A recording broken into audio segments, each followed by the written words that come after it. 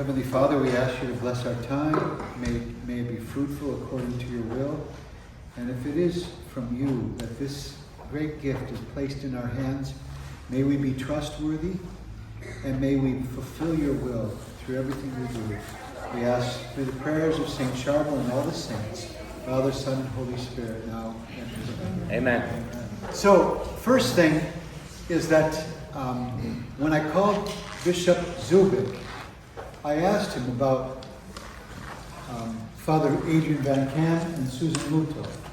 He said their reputation is stellar, not just in the Diocese of Pittsburgh, but everywhere. They're faithful to the church. I don't like, my field is spirituality.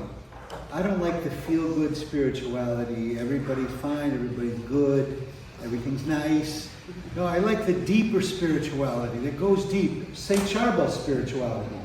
That's the spirituality of the early church fathers, the martyrs. They were unafraid of facing any difficulty, and they had a deep and abiding faith. When Pope Paul VI beatified St. Sharbel, it was at the end of the Second Vatican Council. He didn't beatify anyone else. It was Sharbel. And his point with doing that was saying the Second Vatican Council, with the biggest gathering of church fathers in history, was supposed to renew the world and renew the church. And he said, if you want to know the way to renewal of the church, look at the interior life of St. Sharbel. So, this will not be necessarily a shrine, but it will be enough of St. Sharbel for people who want to come and seek something, healing, grace, a peace, an inner strength. It'll be enough of that. My desire is to make it a place where people want to develop their interior life. And they want to sell this, but they don't want to just sell it to anybody. They want to sell it to someone who has a desire to promote a deeper spirituality. And I think we're perfect for that. Dr. Ann, you want to add anything? I think we have to understand what we mean by shrine. For me, I think that if we're going to use St. Sharbel's name, we have to be ready for the supernatural to occur. Absolutely. We can have a shrine and nothing happen. But I think if we set the stage to allow for that to happen, to have interior conversions, to grow the interior life so that we align with St. Sharbel's spirituality, this place will be filled, and it'll be filled with God's presence, and I honestly believe that we're going to see miraculous things happening here. You can't have St. Sharbel and not, because he's a miracle worker. So I think that's what I'm standing in, and I believe that that's where God is leading us to that place. As a doctor, medical is what I see, the physical, but there's much more than just physical healing. It's the interior healing, the interior conversion, that there's no place like this on the planet, honestly, and that's why I really feel honored to do whatever I can do to make this happen. Thank you, Dr. Thank you for taking changing your life to make this happen for us. Thank you.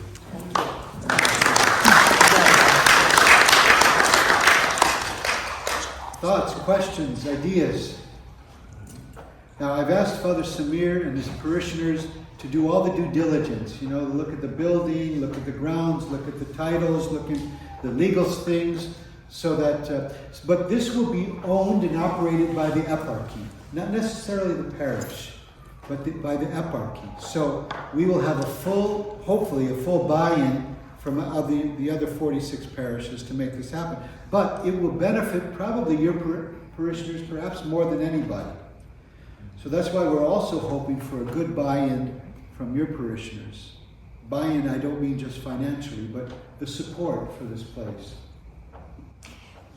I think we have to take ownership of it, because people from outside the Maronite Church are going to come here. And we have to be ready to welcome them, in the prayer of St. Sharbel, to go from hostility to hospitality, to really be open that way. And I think we'll be blessed for it if we do that. So that's the opportunity that I think we have. Yeah, and your parish is already so hospitable. You've welcomed, first the people of St. Pamphilus welcomed us. And then we have welcomed everybody else, and it's been good. And I blame a lot on this man sitting in front here. As you know, we wanted to build the old place, but Samir had the passion to build. But I said, Samir, would you also look at the option of buying the place? So we looked at a couple options. We found this is the best. Samir did all the due diligence. And now we have a beautiful church. And Father Samir, Father Jim Root, and everybody else, that church is so different now. It feels really like a very warm and loving Maronite place, even though it's not just for us Maronites, it's for everybody. And that's the hospitality that I think Dr. Ann was talking about. So now we're at a new threshold for this. So John. So during the lunch, a man from the parish asked me two questions. One is, how are we going to buy this? And then the second question was, how are we going to fund it once we own it every year? How are we going to pay for the expenses? So what I'm hoping to do is to have enough men and women to put enough money forward we could pay the down payment. We need to do the down payment not the down payment, but the full 1.2 million. I think that's what the 1.25 million. They put it on the market for 1.5. But when Father Samir found out about it, he asked me permission. He put $20,000 from the parish down on it so they wouldn't sell it anywhere. So by doing that, they've kept it for us. And they've kept the vision, which is good. Because if they sold it to another group, the library wouldn't be here, the ambiance would change.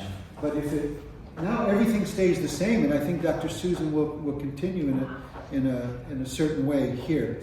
But so my hope is that we can raise the whole 1.25 million from among our people, locally and throughout the eparchy. And then we figure, Dr. Ann Ayub has gotten the figures. It looks about $40,000 or $50,000 a year to run the place. I would add about $30,000 or $40,000 to that if we have a priest who's available for everyone, which I hope we will have a priest. So we're talking about $80,000 to $100,000 a year. So we have to raise not only the 1.25, but also the 80 to 100,000 a year. So it's still in the cooker. The next couple of weeks will tell a lot. Yes, Samir. So you mentioned Dr. Susan. Yes. Is her working to continue here? Yes, so she has office here and she has a secretary here. The program she runs. Yeah, she'll continue to run the program for as long as she wants. Mm-hmm. The reason why she reduced the price for us is so that she could come back and continue to use this place. Her desire, if it wasn't us, if it was someone else, to do everything digital. But it works out very well for her and very well for us. She had also staff that runs the place. Yeah, but she would run all that. So it's called this is called the Epiphany Association. She'll continue with that Epiphany Association. It'll be like a subset of it. And we'll organize everything. If we have a priest chaplain, he'll be here for sacraments and for counseling and for whatever. And Susan will still do her program. And then on top of that, we hope Monsignor Brigiani designed an 8-week course in spirituality. We could have a few of the priests in the area give courses. We'd have the 22nd of every month. And right. Yeah, I mean, we would have a catalog, we would have a faculty, yes. We would have, people coming in here doing different retreats, different workshops. All of that funds in. There's fees for that. There's, those kinds of things. Eventually, if we can get the room where we can have an overnight retreat, that's a big draw. Not only, for the Catholic diocese and abroad. In Arizona, we have people flying in from all over just to come to be in the presence of St. Sharbel and the relic and all of that. That's going to happen here as well. That's going to bring the relic here. Yeah, we will bring a nice size relic here. Okay. Yeah, I already have one. I have one. So. Okay, perfect. And then the Medical Association, there's the National Catholic Association of Physicians, there's the National Chaplain Association, there's the Catholic Hospices, all of those things, support groups. You Anybody, have to designate a person to coordinate. Sure. all. So you have, okay, so that's, okay. And we do it. You would be along with a willing to do group. that? Yeah, Okay, with along with a group. perfect. I haven't said this to too many people, but I have a Pennsylvania license, my medical license. Tomorrow I'll be up at St. Clair, so that when I do come and spend time here, I'll be able to work here. Perfect. So I'm not, so I'm Yes. willing to do that. I'm not moving out of Arizona, my mom will kill me, but do you know what I mean? No, she wants to come here. But, so we're committed. I know, but we're committed, and we have to have a group that has the same vision, everything toward when we say interior life, to be open to conversion, to detach from the world and the craziness of the world, enter into, what God has for us. And I think this is the place to do that. And we'll draw a lot of people to that. Maybe it's not for everybody, but I think more and more people will come. Marriage prep. I mean, there's just so many different places. Classes, different And Bishop classes. Zubik, what I didn't follow up, Bishop Zubik was very happy that we would take this. He was very happy. And he said, I'll bring priest meetings and other Yes. things here. So, How similar is it to that St. Paul's retreat center here? Does anybody St. Paul know? Seminary up in, yeah, there are a couple. The reason why Bishop Zubik did not take it is because he has a few places like that. Okay. And you have Latrobe, they have a spiritual center at their university. Father Boniface, as many of you know, he has a program in developing spiritual directors to accompany other people. But he said he would even, if he had some things, he would do programs here too. I have known Susan Muto and Dr. Adrienne Van Camp through their books for many years. That was my field of study in Rome. How about that? Wow. To piece that whole thing. And I mentioned earlier, I know a lot of spiritualities out there. I wouldn't give you 2 cents for them because they're not based on church teaching or church moral teaching. Adrian Van Camp had to escape the Nazis to continue because he believed in objective truth.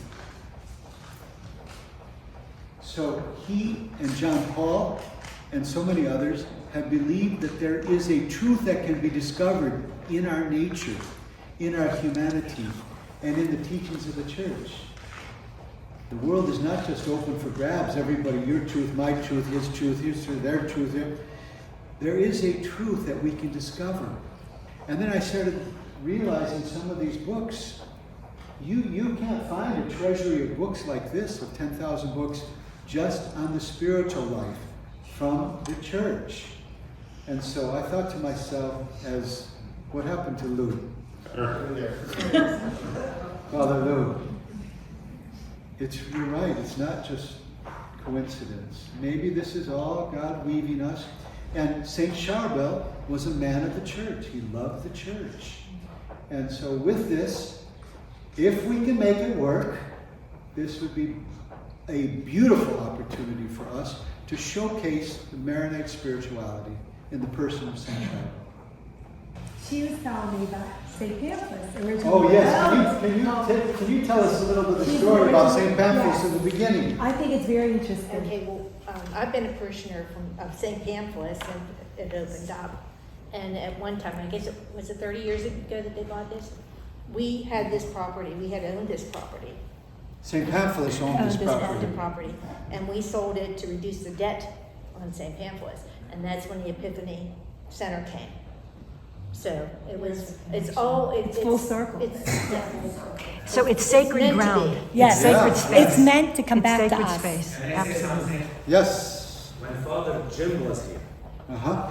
and when he was looking for a place to build a new church, he came and check this property Wow. before the Epiphany. I don't know really what happens after that, but he was not able to buy it at that time, but the Epiphany did, and now it's coming back to us. Interesting. Build it. So Wow. yeah, no, we don't need to build it.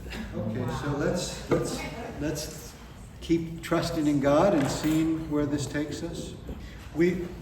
I have 2 hopes for this place, and one is that we would deepen our spiritual life, but not just for ourselves only. I'm hoping that some of you people here would learn to be good spiritual directors for others. And now a lot of laypersons are becoming very good spiritual directors for others. A person comes to you every month, they talk about what's on their heart and mind, you help them sift through what's from God, what's from the devil, and you help them find their way closer to God. And that's, I look around, many of you would be very good spiritual mothers and spiritual fathers for that. Got to make this happen. So if anybody wants to make a donation, we put something in the bulletin, and I think many of you received an email. So we will, John, my trusted associate in the Eparchy, he keeps track of all those donations. Last year, we raised $1.5 million to keep our diocese afloat. Our expenses are 1.4. We took in 1.5. Each year we do about that. On top of that, we took in 1.4 for Lebanon. Just for Lebanon, for 60 different institutions. So financially, I think we're okay, financially stable. But this is a big project still, 1.25 million. So all of that, all of those monies will be shepherded by John, and they'll put it on Google Docs so that everybody will get the proper thank you notes. And also, we're looking for perhaps a couple people who would want to make us a larger larger loan. I prefer not to have loans. I prefer to have grants. But we're looking for every way. Yes, I'm sorry. I would like to see something simple. I appreciate the docs and Google Docs, but it'd be really nice to just have, those old-fashioned barometer, thermometer reads, like, Okay. where are we? How Yeah, are we? Okay. perfect. It's real simple. All right, we'll try to do Yeah. something, John. That would be great, because Okay. every little bit counts. Now, as I mentioned, we will incorporate this in the Eparchy because, but it'll be a separate corporation. Help me with this discernment. I thought we would just start with the bigger donors and with this parish. And then after 2 weeks, if we see if we can do it, because we have to give an answer to Susan Muto. After 2 weeks, if we think we can do it, then I'd open it up to. I think we should just open it up now. But that's my discernment. I don't know. Oh, we're gonna. I'll be very honest. I have some critics. Like all of you have critics. And my critics are some people who say, no, this is not, you're not going to be able to raise that much money. So don't go to all of our parish. Don't make a big deal out of it until you know for sure whether you can do it. Don't embarrass yourself in front of the whole Maronite Church. Okay, full disclosure here. Those are the critics. So let's prove them wrong. That's what I was saying. Yeah. In those 2 weeks, I want to be contacting bigger donors. That's what I was I hoping. agree. You do have to go. Okay, so we can wait 2 weeks? In the meantime, anybody who wants to make a donation, you're welcome. And anybody knows some bigger donors, and you can reach out to them, then 2 weeks we'll go full force.